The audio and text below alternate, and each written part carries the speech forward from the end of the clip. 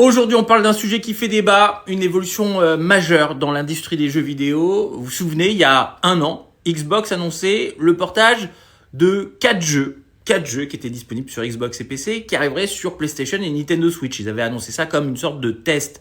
Eh bien, aujourd'hui, en février 2025, un an plus tard, on est à plus de 10 jeux. Finalement, c'était pas un test. Les plans étaient déjà verrouillés.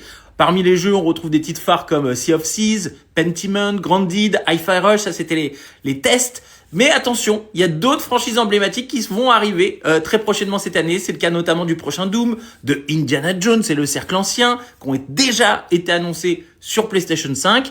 Et il y a un cas notable, c'est celui de The Outer Worlds 2. Initialement, il était annoncé comme une exclusivité Xbox. Donc, finalement, il ne devait pas sortir sur les autres consoles. Finalement, il sortira aussi sur PlayStation 5. Pareil pour Forza Horizon 5, qui est quand même l'un des jeux de course les plus emblématiques de la marque Xbox. Là, il arrive au printemps 2025 sur PS5. C'est vraiment une stratégie de la part de Microsoft qui marque un changement, mais alors vraiment du tout au rien. C'est-à-dire, il n'y a plus d'exclusivité. Maintenant, c'est des exclusivités temporaires.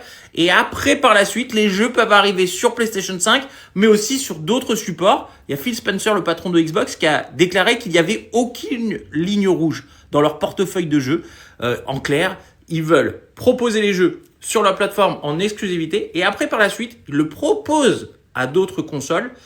Ça permet de faire de l'argent, c'est-à-dire au début ils font de l'argent avec leur Xbox Game Pass et les joueurs PS5 ou Nintendo Switch 2, si la console est assez puissante pour faire tourner ces jeux, ils devront patienter, mais le jour où ça arrive, un bon jeu comme Forza Horizon 5, pourquoi pas, et quand les jeux vont être achetés par les consommateurs, ça fera quoi qu'il arrive de l'argent pour Microsoft.